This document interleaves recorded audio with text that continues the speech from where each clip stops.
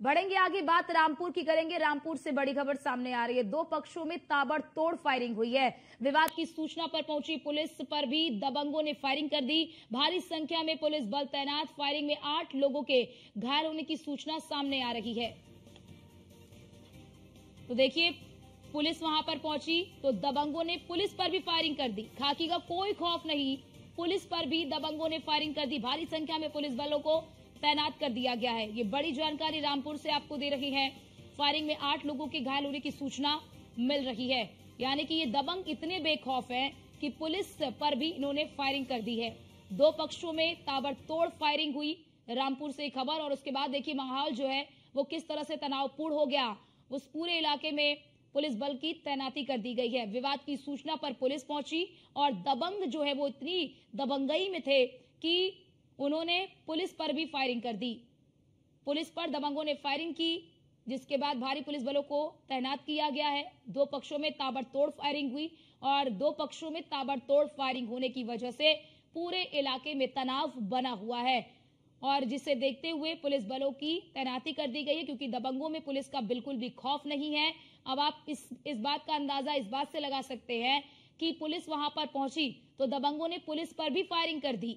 यानी कि पुलिस को भी ये दबंग कुछ नहीं समझ रहे हैं, कानून को कुछ नहीं समझ रहे हैं, कानून का माखौल उड़ा रहे हैं, कानून को हाथ में ले रहे हैं और वर्दी से भी ये डरते हुए नजर नहीं आ रहे हैं। तो अब ऐसे में हमारे साथ हमारे संवाददाता फहीम खान हमारे साथ जुड़ चुके हैं। फहीम, जरा ये बताइए पूरी घटना क्या है और क्या वजह थी, ताबड़तोड़ फायरिंग क्यों की गई? जी बिल्कुल, देखिए मैं आपको बता दूं कि ये लोग जो डीजे बजाने के लिए गलत का इस्तेमाल कर रहे थे। पुलिस ने पहले से ही दिशा निर्देश दिए हुए थे कि परमिशन के साथ ही आप काम करेंगे, डीजे बजाएंगे।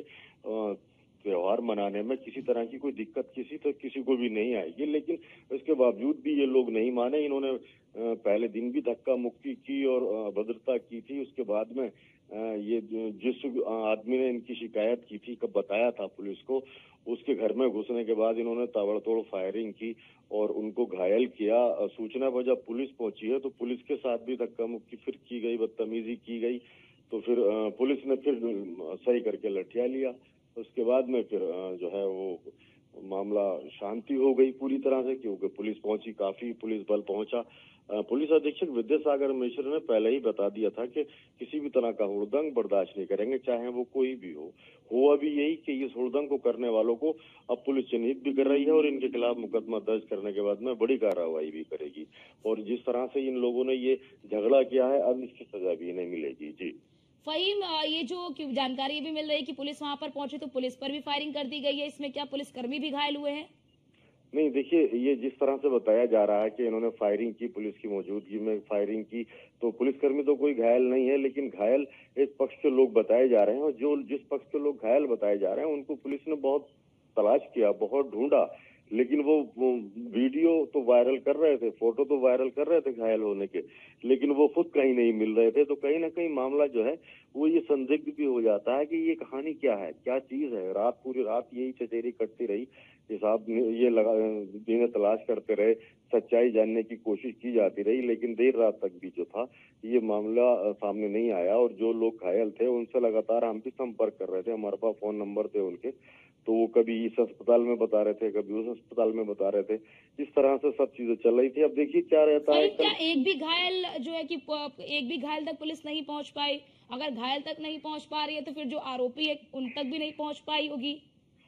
देखिए, जो पीड़ित अपने आप को बता रहे थे, जिनके गोली लगी है या जो घायल हुए हैं, जिनकी वीडियो हमारे पास भी है, उन तक पुलिस आधी रात तक नहीं पहुंच पाई थी और उनको तलाश भी कर रही थी।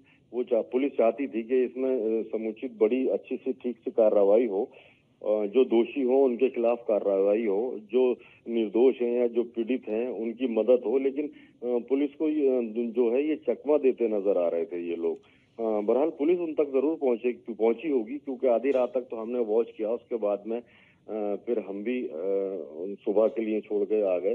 तो अब देखना यही होगा कि इसमें आगे क्या कार्रवाई होती है, क्योंकि ये थाना पटवाई क्षेत्र के मथुरापुर गांव की जो पूरी घटना है, इस घटना ने जो है पूरे जिले में हड़कंप सा मचाया हुआ है। जी, बहुत शुक्रिया आपका।